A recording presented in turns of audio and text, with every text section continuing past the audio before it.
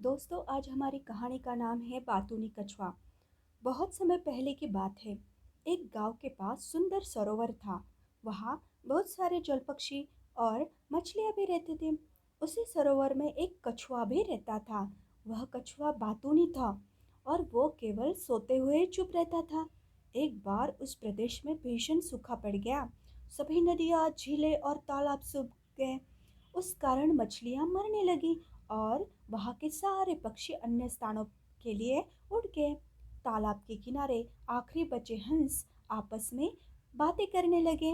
मैं सोचता हूँ कि समय आ गया है इस तालाब को छोड़ने का और अन्य तालाब को ढूंढने का। तो दूसरे ने कहा, हाँ, चलो दूसरे स्थान पर कोई अन्य तालाब ढूंढ लेते हैं। कछुआ हंसों की बातें सुन रहा था।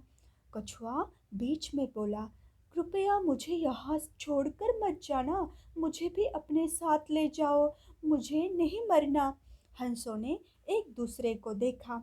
उन्हें कछुए की दया आ गई और वे उसे कैसे ले जाएंगे इस बात को सोचने लगे। और उनके लिए उड़ना आसान था, परंतु कछुए के लिए इतनी दूर पैदल चलना कठिन था। कछुए ने उन्हें एक बढ़िया सा उपाय सुझाया।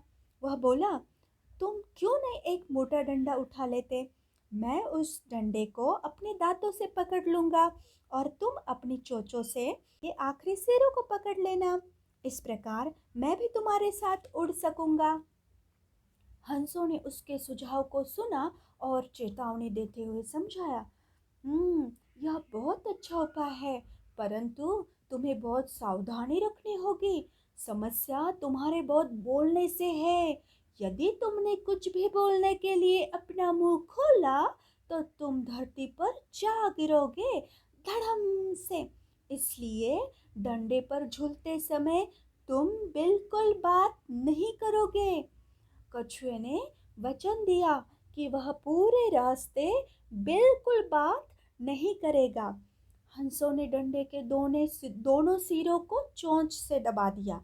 कछुए ने दांतों से डंडे को पकड़ लिया और इस प्रकार वे अपने लंबे उड़ान के लिए निकल पड़े।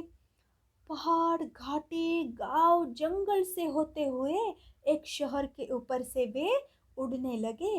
इस अद्भुत दृश्य को देखकर वहां के आदमी, औरत, बच्चे घरों से निकलकर बाहर आ गए।